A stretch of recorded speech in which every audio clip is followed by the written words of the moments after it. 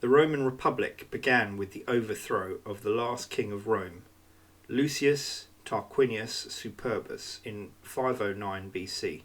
From then, it remained in a constant state of war with the Latins, the Etruscans, and the Gauls.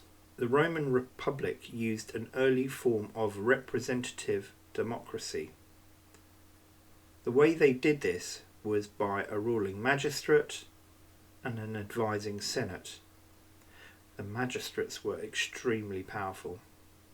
The Roman Republic was a network of self-ruling towns whose independence from Rome did vary from place to place.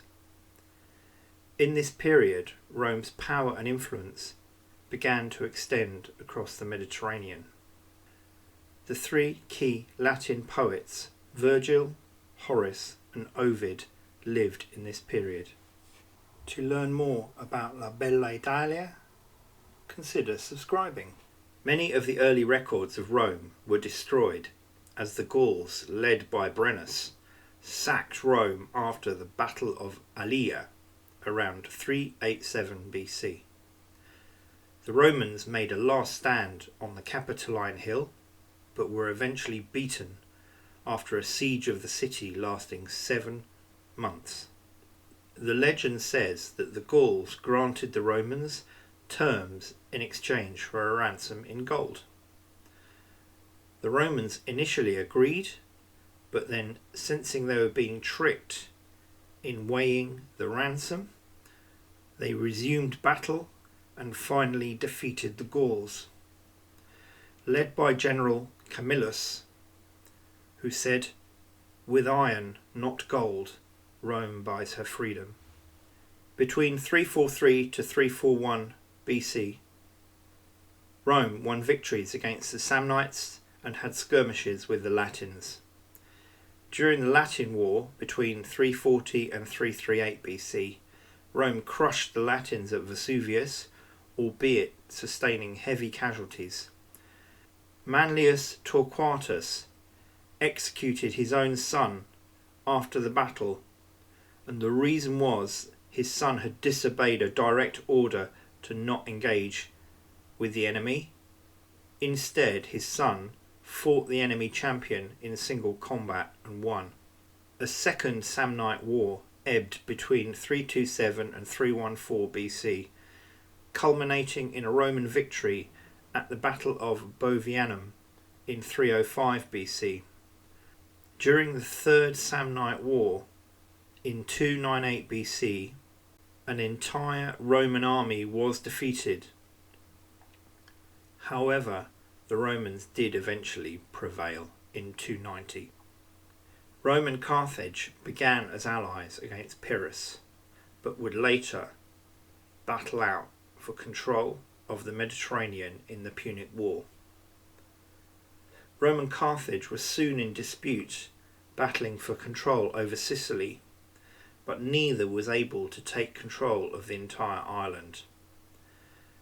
After the Battle of Populonia in Tuscany in 282 BC, the Etruscans were no longer an adversary of Rome. Roman warships entered the Greek harbour of Tarentum, Taranto, breaking an earlier treaty. The defenders of Taranto put up a stiff resistance and sank several Roman ships.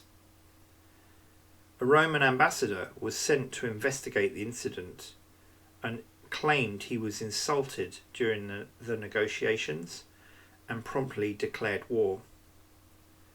The Tarentines, the Lucanians, and the Samnites sought military assistance from Pyrrhus, the ambitious king of Epirus.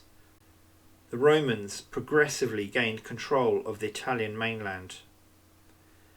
Tarentum remained the last major Greek colony to resist them. Pyrrhus led his army to Italy in 280 BC. In 279 BC, Pyrrhus confronted the Romans at the Battle of Asculum. The Romans were stunned by the elephants in the army of Pyrrhus. Pyrrhus charged into battle, which he again won, but at the cost of very heavy casualties. The famous line of Pyrrhus was, "If we are victorious in one more battle with the Romans, we shall be utterly ruined." Hence the term a Pyrrhic victory. Pyrrhus would return to face the Romans at Battle of Beneventum in 275 BC, which is Benevento. And on this occasion, he and his army were completely routed. Pyrrhus fled the Italian mainland, leaving his last Italian stronghold, Tarentum, to eventually surrender to Rome. The Roman Republic now ruled all of the Italian mainland. In 259 BC, Lucius Cornelius Scipio captured Corsica. Returning to Sicily in 242 BC, a new Roman fleet led by Gaius Lutatius Catulus blockaded Drepana, Trapani, Sicily. The Carthaginian reinforcements were easily defeated.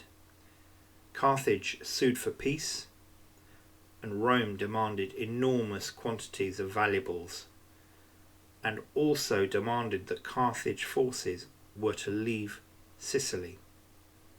Rome continued to press their advantage after an uprising in Sardinia. They seized the island from Carthage, which again broke an agreed peace treaty. Hannibal invaded Italy by crossing the Alps in 218 BC and won crushing defeats against Rome at Lake Trasimene and Battle of Cannae. At Cannae, Hannibal destroyed the largest Roman army ever assembled. As Syracuse, Sicily fell to the Romans in 212 BC, Archimedes, the inventor, was tragically killed by a Roman soldier. The Roman Republic returned and won the war against Carthage at the Battle of Zama in Tunisia in 202 BC, led by Scipio Africanus. The fall of Carthage was the end of the Punic Wars. Rome now ruled the former North African and Iberian territories. The Mediterranean was to flourish under Roman rule. Now was the period of the crisis of the Roman Republic, which lasted between 134 BC and 44 BC. And during this time, the unrest would eventually bring down the Roman Republic. The mass slavery and the brutal treatment of slaves by the Romans led to 3 servile wars. These were uprisings led by slaves. In 135 BC, the First Servile War broke out in Sicily, led by Eunice, a slave from Syria who claimed to be a prophet. The numerous Roman conquests in this period had caused a dramatic increase in the number of slaves. This was now impacting the livelihoods of ordinary workers in the Roman Republic. Social reformers were beginning to clash with the aristocratic order, and a number of murders ensued.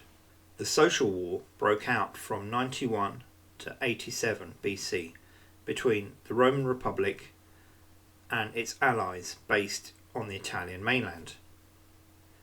The loyal allies wanted Roman citizenship, a right to vote in Roman elections, and to be treated equally under the law. The Romans initially refused this. By 87 BC, the Romans had won a military victory against their allies, but had also now extended citizenship across the Italian mainland. The Third Servile War, the most damaging for the Romans, was led by the former gladiator Spartacus in 73 BC. At times, this campaign led by Spartacus threatened the collapse of the Roman Republic. It was only in 71 BC when Pompey the Great and Crassus literally wiped out the Third Servile Uprising. In 49 BC, Julius Caesar crossed the Rubicon River in order to confront the forces of his great rival Pompey the Great. Caesar prepared for the Battle of Pharsalus with a numerical disadvantage, but the benefit of a strategic location. Pompey's forces were crushed and their leader fled to Egypt. In 44 BC, Julius Caesar, the absolute ruler of the Roman Republic, was assassinated by a number of the Senate, led by Marcus Junius Brutus, who stabbed him for undermining the values of the Roman Republic. The final words of Julius Caesar were "Et tu, Brute," you as well, Brutus. Chaos and civil war ensued after the death of Julius Caesar. Octavian and Mark Antony defeated Caesar's assassins Brutus and Cassius in 42 BC at the Battle of Philippi.